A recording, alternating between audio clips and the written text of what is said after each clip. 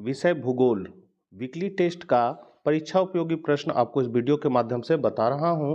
Channel पर पहली बार है तो जरूर सब्सक्राइब कर ले। तो चलिए हम लोग आज कुछ नया सीखते हैं। पहला क्वेश्चन है आपका, WTO का मुख्यालय कहाँ है? तो हम लोग सभी जानते हैं ये आपका जेनेवा में है, तो पहला का ए हो जाएगा। दूसरा क्वेश्चन है, अरब सागर की रानी के नाम से कौन प्रसिद्ध है?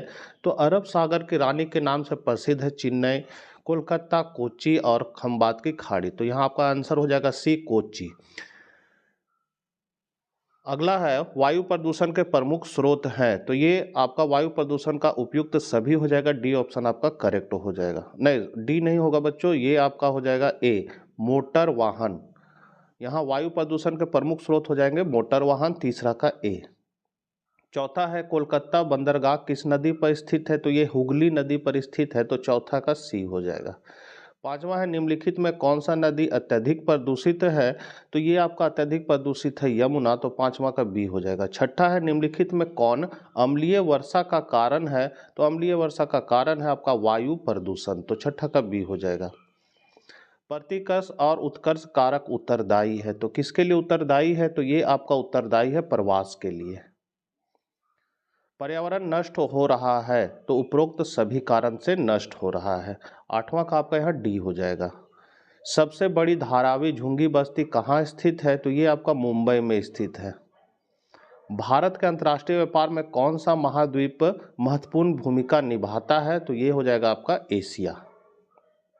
अति लघु उत्तरीय प्रश्न है, अंतर्राष्ट्रीय व्यापार क्या है? तो अंतर्राष्ट्रीय व्यापार को विभिन्न देशों के बीच वस्तुओं और सेवाओं के आदान प्रदान या व्यापार के रूप में जाना जाता है।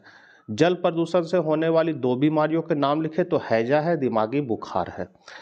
भूमि निम्नीकरण को कम करने के उपाय बताएं। तो भूमि निम्नीकरण को कम करने के उपाय निम्नलिखित है। पहला है, किसानों को रासायनिक पदार्थों का प्रयोग करने के लिए प्रशिक्षण देकर भूमि के प्रदूषण को काफी हद तक कम किया जा सकता है। उदाहरणतः DDT तथा अन्य हानिकारक तत्वों पर तुरंत प्रतिबंध लगा देना चाहिए। कई देशों में ऐसा किया जा चुका है। दूसरा है, नगरीय एवं औद्योगिक अपशिष्ट जल को साफ करके सिंचाई के लिए प्रयोग किया जा सकता है और अपशिष्ट जल से होने वाले प्रदूषण को कम किया जा सकता है। गड़ी सड़ी सब्जियों व फलों, पत्तों तथा पशुओं एवं मानवीय मलमूत्र को उचित प्रौद्योगिकी द्वारा बहुमूल्य खाद में परिवर्तित करके लाभ उठाया जा सकता है। गंदी बस्तियों में रहने वाले लोगों को सुलभ शौचालय की सुविधा उपलब्ध करवाई जानी चाहिए। प्लास्टिक की थैली की जगह पर कागज की थैली का प्रयोग किया जाना चाहिए। प्लास्टिक की थैली पर प्रभावी रूप से तुरंत प्रतिबंध लगाया जाना चाहिए। 14 है, रोपण कृषि की मुख्य विशेषताओं को लिखे। तो इस प्रकार की कृषि में एकल नगदी फसल उगाई जाती है। इसका उत्पादन केवल बेचने के उद्देश्य से किया जाता है। रबड़, चाय, कहवा, मसाले, नारियल तथा फूल कुछ महत्वपूर्ण फसलें हैं जो रोपण कृषि के अंतर्गत आती है। इसकी विशेषता है, यह एक एकल फसल कृषि है। इसमें बड़ी अधिक मात्रा में पूंजी की आवश्यकता होती है। इसके लिए विस्तृत क्षेत्र, कुशल प्रबंध, तकनीकी ज्ञान, वैज्ञानिक मशीनरी, उर्वरक, परिवहन के अच्छे साधनों की सुविधा तथा माल तैयार करने के लिए कारखानों की आवश्यकता होती है। इस प्रकार की खेती का विकास उत्तरी पश्चिमी भारत, हिमालय के क्षेत्रों, पश्चिम बंगाल तथा नीलगिरी में हुआ है। यहाँ से दीर्घ उत्तरीय प्रश्न है, वायु प्रदूषण क्या है, इसके प्रमुख स्रोत क्या है, मानव स्वास्थ्य पर वायु प्रदूषण का क्या प्रभाव पड़ता है? समझिए, इसमें 3 क्वेश्चन मिला हुआ है। तो वायु प्रदूषण वायु में गैसों, कणों, जैविक अणुओं आदि जैसे प्रदूषकों का उत्सर्जन है जो मानव स्वास्थ्य और पर्यावरण के लिए हानिकारक है। वायु प्रदूषण के महत्वपूर्ण स्रोत निम्नलिखित है। पहला है, जीवाश्म ईंधन का जलना। था जीवाश्म ईंधन के दहन से बड़ी मात्रा में सल्फर डाइऑक्साइड उत्सर्जित होती है। जीवाश्म ईंधन के अधूरे दहन से निकलने वाली कार्बन मोनोऑक्साइड से भी वायु प्रदूषण होता है। दूसरा है, ऑटोमोबाइल, जीप, ट्रक, कार, बस आदि जैसे वाहनों से निकलने वाली गैसें पर्यावरण को प्रदूषित करती है। ये ग्रीन हाउस गैसों के प्रमुख स्रोत है और लोगों में बीमारियों का कारण भी बनते हैं। तीसरा है, कृषि गतिविधियां। तो अमोनिया कृषि गतिविधियों के दौरान उत्सर्जित होने वाला सबसे खतरनाक गैसों में से एक है। कीटनाशक और उर्वरक वातावरण में हानिकारक रसायन छोड़ते हैं और इसे दूषित करते हैं। कारखाने और उद्योग, तो फैक्ट्रियां तथा उद्योग कार्बन मोनोऑक्साइड, कार्बनिक यौगिक, हाइड्रोकार्बन और रसायनों का मुख्य स्रोत है। ये हवा में छोड़े जाते हैं जिससे इसकी गुणवत्ता खराब हो जाती है, मतलब वायु की। पांचवा है, कारखाने और उद्योग। तो फैक्ट्रियां और उद्योग कार्बन मोनोऑक्साइड, कार्बन यौगिक, हाइड्रोकार्बन और रसायन का मुख्य स्रोत है। ये हवा में छोड़े जाते हैं, इसकी गुणवत्ता खराब हो जाती है। खनन गतिविधियाँ। खनन प्रक्रिया में बड़े बड़े उपकरणों का उपयोग करके धरती के नीचे के खनिजों को निकाला जाता है। इस प्रक्रिया के दौरान निकलने वाली धूल और रसायन न केवल हवा को प्रदूषित करती है बल्कि आसपास के इलाकों में रहने वाले लोगों और श्रमिकों के स्वास्थ्य को भी खराब करते हैं। घरेलू स्रोत। घरेलू साफ सफाई उत्पादों और पेंट में जहरीले रसायन होते हैं जो हवा में फैल जाते हैं। नई पेंट की गई दीवारों से आने वाली गंध पेंट में मौजूद रसायनों की गंध होती है। यह न केवल हवा को प्रदूषित करती है बल्कि सांस लेने पर भी असर डालता है।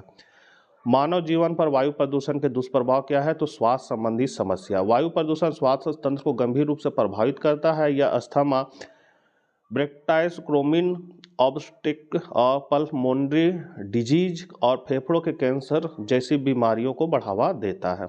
हृदय रोग। वायु प्रदूषण हृदय रोग को खतरा बढ़ाता है। यह हृदय दौरे, स्ट्रोक और उच्च रक्तचाप जैसी समस्याओं से जुड़ा हुआ है। कैंसर। कुछ वायु प्रदूषक कैंसर जनक होते हैं जिसका अर्थ है कि वे कैंसर का कारण बन सकते हैं। फेफड़ों और कैंसर वायु प्रदूषण से जुड़ा सबसे आम कैंसर है। त्वचा संबंधी समस्या। तो वायु प्रदूषण त्वचा को नुकसान पहुंचा सकता है। त्वचा संबंधी समस्याएं जैसे एलर्जी, सूजन और त्वचा का कैंसर पैदा कर सकता है। प्रजनन क्षमता में कमी। तो वायु प्रदूषण पुरुषों और महिलाओं दोनों में प्रजनन क्षमता को कम कर सकता है। 5 को पॉइंट लिखिएगा, काफ़ी है। अगर देखना चाहते हैं तो इसको देख सकते हैं और पॉइंट को।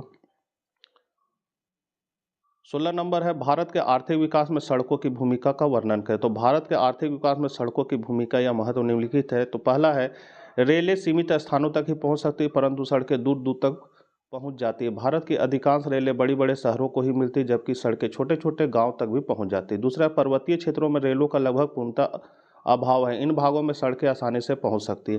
कृषि के विकास के लिए सड़कों का महत्व कहीं अधिक है। उर्वरक, बीज, कृषि यंत्र आदि को खेतों तक पहुंचाने के लिए सड़कों का ही प्रयोग किया जाता है। कृषि उत्पादकों को ग्रामीण क्षेत्रों की मंडियों तक पहुंचाने में भी सड़कों का ही काफ़ी योगदान है।